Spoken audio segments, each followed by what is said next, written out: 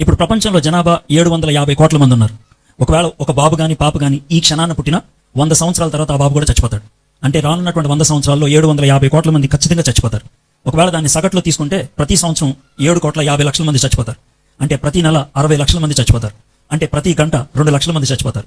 అంటే ప్రతి నిమిషం 8,400 మంది చనిపోతారు. హలో బాగున్నావా అనే లోపల 5 చచ్చిపోతారు. ఇది మన చుట్టూ ఉన్నటువంటి చావు యొక్క పరిస్థితి. పుట్టిన ప్రతి వాళ్ళు కూడా ముసలోళ్ళు కాకపోవచ్చు. పుట్టిన ప్రతి వాళ్ళకి పిల్లలు పుట్టకపోవచ్చు. పుట్టిన ప్రతి వాళ్ళు కూడా డిగ్రీ చదువుకోపోవచ్చు.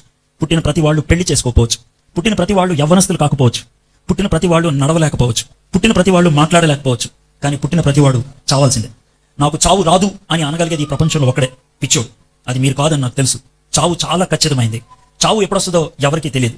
కొంతమంది మామూలుగా ముసలి వాళ్లే చనిపోతారు. కొంతమంది ఆకస్మికంగా చనిపోతారు. కొంతమంది సిద్ధపడి చనిపోతారు. కొంతమంది సిద్ధపాటు లేకుండా చనిపోతారు.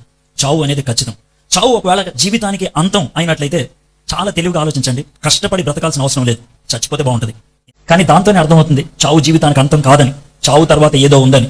చాలా మందికి చావు తర్వాత ఏముందో తెలియదు కాబట్టి రుజువు చూపించగలవా చావు తర్వాత ఏముంది అని అడిగే వాళ్ళు కూడా ఉండొచ్చు.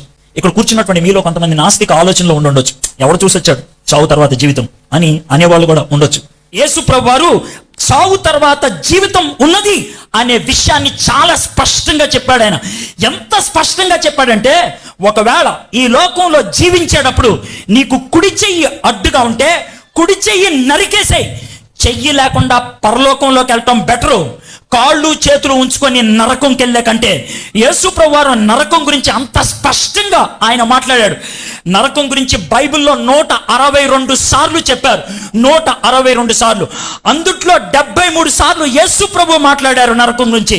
73 సార్లు యేసు ప్రభు వారు నరకం గురించి ఎక్కువ మాట్లాడారు పరలోకం గురించి కంటే. ఎందుకో తెలుసా? నరకం అంత భయానకమైంది, అంత దరిద్రమైంది, అంత కష్టమైంది. నరకంలో బాధ ఉంటది. ఎవడికి తెలుసు అంటామేమో, దేవుడికి తెలుసు.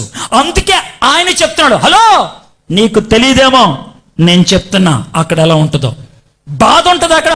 హలో ఒకసారి దాంట్లో పడితే నువ్వు బయటికి రావు. యేసు ప్రభు వారు ఇంకొక మాట చెప్పాడు. మీరు కొంతమంది అనుకుంటారు తెలుసా, అంత బాధ తట్టుకోలేక పేక విసిగి చచ్చిపోతానమ్మా అని అనుకుంటావేమో నువ్వు. అందుకే ఏమన్నా తెలుసా, పురుగు చావదు, అగ్ని ఆరదు. చావు, నీకు ఇంకా చావు లేదు. నువ్వు భరించాల్సిందే. నువ్వు భరించాల్సిందే. దాంట్లోంచి బయటికి రావడానికి అవకాశం లేదు. నీ శరీరం అలా కుళ్ళిపోవాల్సిందే, అలాగా దహించబడ